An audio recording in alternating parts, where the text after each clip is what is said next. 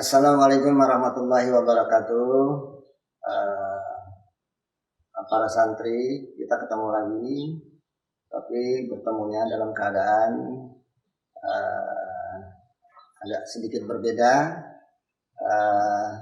Saya akan menjelaskan materi kelas 4 kisi-kisi untuk ujian PAT kelas 4 fisika. Semoga para santri semua dapat menyimak dan dapat memahami materi yang sudah saya berikan lewat Google Classroom. Hari ini saya akan menjelaskan kisi-kisi untuk fisika kelas 4, di mana materi tersebut adalah mengenai hukum Newton. Jadi hukum Newton. Hukum Newton tentang gerak, ya, tentang gerak. Nah, di sini geraknya ada beberapa gerak. Pertama adalah gerak pada bidang datar. Gerak pada bidang datar. Benda berada pada bidang datar. Bagaimana gaya-gayanya? Gaya-gayanya kita harus lukiskan gaya-gayanya dulu. Ini benda ini ditarik oleh suatu gaya sebesar F, ya kan? Kemudian yang ke atas ini adalah gaya normal. Yang ke bawah ini adalah gaya berat, M kali G. Kalau bidangnya adalah bidang kasar, berarti di sini ada gaya gesek, F ges. Bagaimana hukum Newton 2-nya? Jadi hukum Newton 2 di mana adalah sigma F sama dengan M kali A. Kalau kita lihat dari gambar di atas, berarti F ini dilawan oleh gaya geseknya. Berarti F dikurang F ges sama dengan M kali A. F itu adalah gaya tarik, F ges itu adalah gaya gesek. M ini adalah massa benda, di mana A-nya itu adalah percepatan. Nah, gaya gesek itu F ges. Ini adalah mu dikali N, di mana mu itu adalah koefisien gesekan,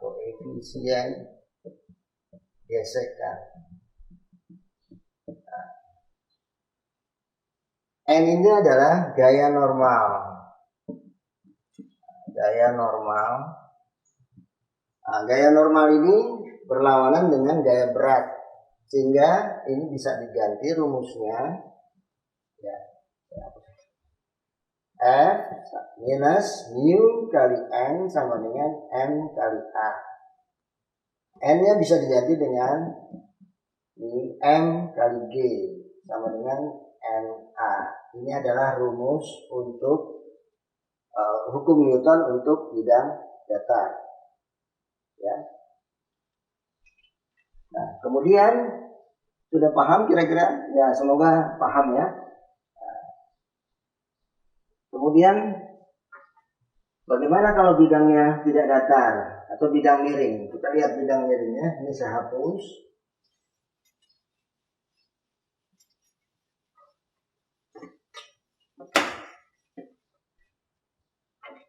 Kalau bidang miring,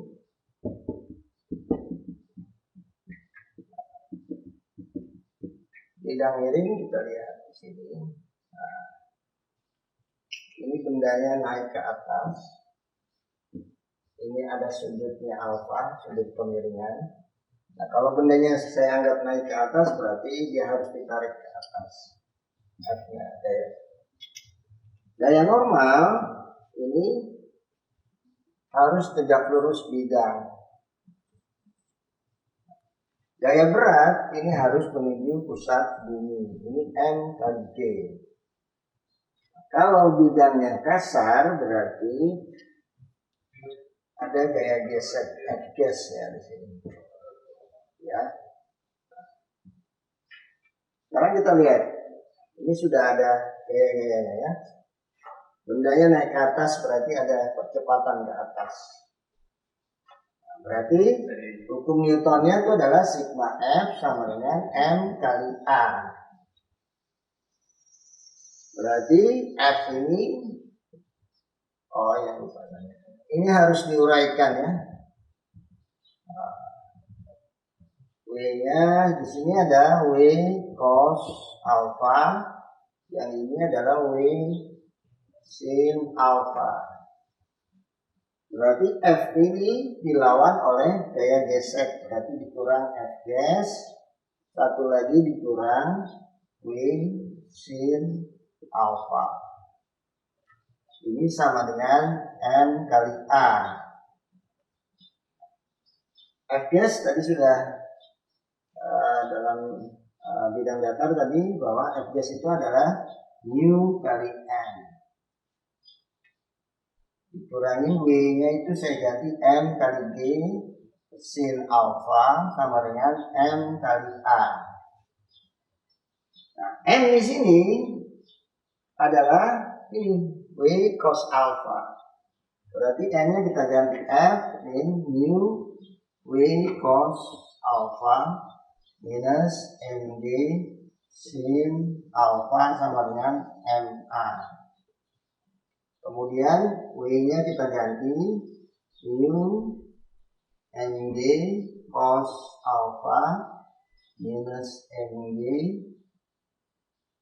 sin alpha sama dengan M kali A. Nah, ini adalah rumus hukum Newton tentang gerak pada bidang miring benda naik ke atas ya. Untuk benda apa ini? Nah, benda naik.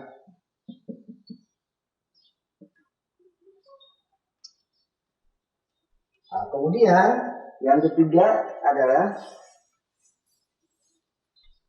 bidang miring juga, tapi bendanya turun ke bawah. Ya, hapus.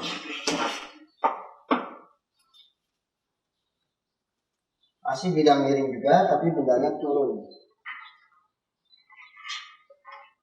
Berarti kita buat dulu gambar. Di sini ada sudut alfa. Ini bendanya, percepatannya turun. Berarti di sini ada gaya normal. Di sini gaya berat. Nah, di sini ada gaya F-gas-nya. Nah, kalau pada bidang miring benda turun ke bawah, berarti kita tidak perlu mendorong ya, bendanya akan turun dengan sendirinya. Sehingga ini ada W sin alpha, di sini ada W cos alpha.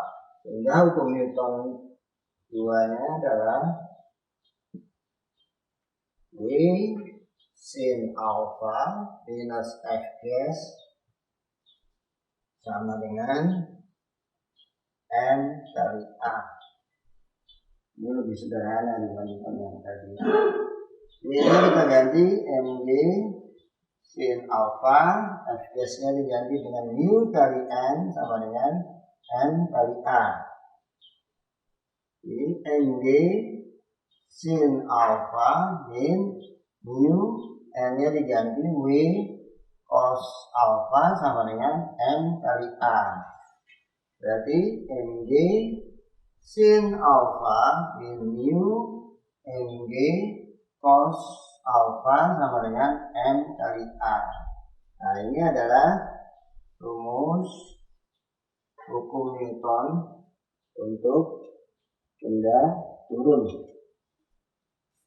Ini untuk benda apa? Benda turun. Ya. Kamu bisa lihat nanti pada materi pelajaran yang sudah saya upload di Google Classroom. Bisa dilihat di sana ya. Ini saya hanya memberikan penjelasannya saja ya. Ya, kemudian bidang datar sudah, bidang miring sudah. Kemudian kita masuk ke sistem katrol. Bagaimana dengan sistem katrol? Untuk sistem katrol,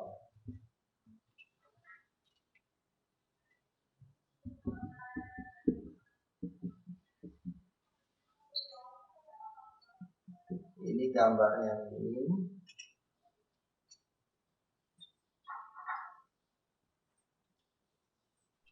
Sistem katrol seperti ini ya. Nah, ini syaratnya adalah, pertama adalah katrol izin. Kemudian masa katrol diabaikan. Katrol diabaikan. Ya, diabaikan. Dari gambar ini kita buat gaya-gayanya. Ini anggapnya M1 di sini, M2. Berarti kalau kita asumsikan M2 lebih besar daripada M1, berarti M1 ini naik ke atas dengan percepatan A, M2 dia akan turun ke bawah. Nah, di sini gaya-gayanya itu ada W1, ada M1 kali G. Di sini ada gaya beratnya W2 sama dengan M2 kali G. Nah, di sini ada tegangan tali. Tegangan talinya T1, T2 ya. Di mana T1 sama dengan T2 sama dengan T. Karena syaratnya ini sehingga didapatkan T1, T2 dan T sama ya. Nah, bagaimana gaya-gayanya? Nah, kita lihat untuk benda M1. Nah, M1 bendanya naik ya. Benda naik. Berarti naik M1 di sini ada T, berarti sini ada W1 sama dengan M1 kali G. Ini naik ke atas, berarti hukum Newtonnya adalah T min W1 sama dengan M kali A. Berarti T min M1 kali G, M1 kali A. Ini persamaan 1. Ya kan? Nah, kalau untuk benda M2, untuk benda M2 berarti bendanya turun. Benda turun, maka kalau lihat gambar ini M2, di sini W2, di sini ada T, berarti ini M2 kali G, berarti T ini W2 minus T sama dengan M2 kali A, berarti M2G minus T sama dengan M2A. Ini persamaan 2. Ya. Kalau kita eliminasikan persamaan 1 dan persamaan 2, maka akan didapatkan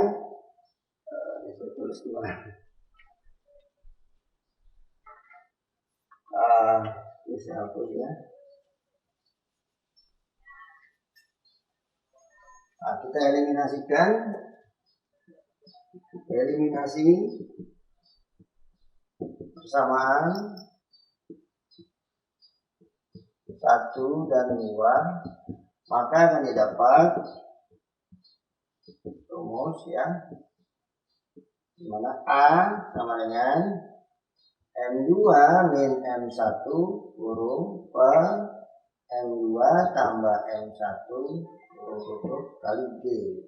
Nah, ini adalah percepatan kedua buah benda pada sistem katrol. Ya. Sampai sini mungkin sudah jelas ya. Nah, untuk lebih jelasnya lagi nanti bisa dilihat di Google Classroom-nya ya. Sudah ya, saya hapus.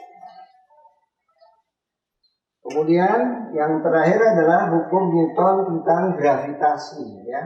Bukan tentang gerak lagi. Untuk hukum Newton tentang gravitasi. Gravitasi. Ini materi yang terakhir ya. Yang pertama itu adalah daya tarik gravitasi. gravitasi. Jika ada dua buah planet M1, ini M2, diberi ada jarak R, ya, maka gaya tarik gravitasi kedua planet tersebut F1 karena 2, ini F2 karena 1, maka didapatkan menurut Newton F12 sama dengan F21 adalah F sama ya G kali M1 M2 per R kuadrat. Ini rumusnya. Ya. Dimana F itu adalah gaya tarik gravitasi. G itu adalah gravitasi universal.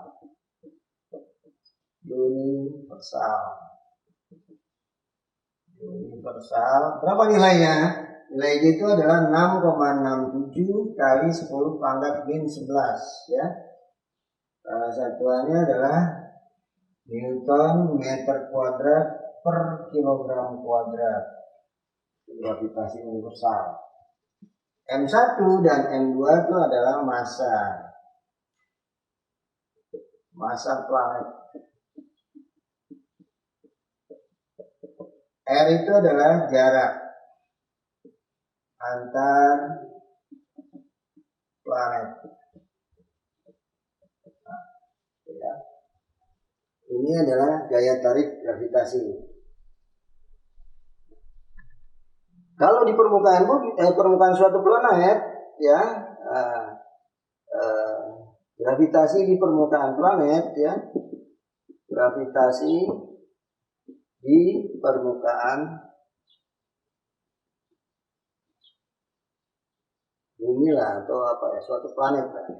Suatu planet biasanya dikasih lambang G ya. Nah, F ini adalah M kali G. Kalau kita kaitkan dengan gravitasi universal berarti G ini kali M per R kuadrat. Ini M bisa dicoret sehingga G adalah G besar kali M per R kuadrat. Ini adalah kaitannya antara G besar dan G kecil atau medan gravitasi.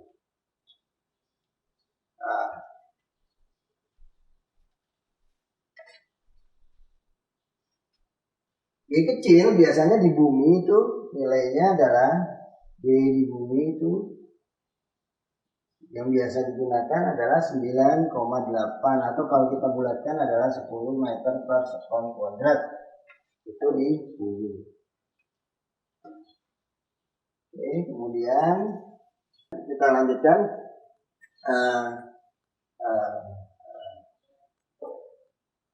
gravitasi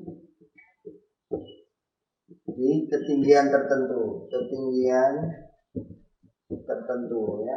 tertentu pada suatu planet.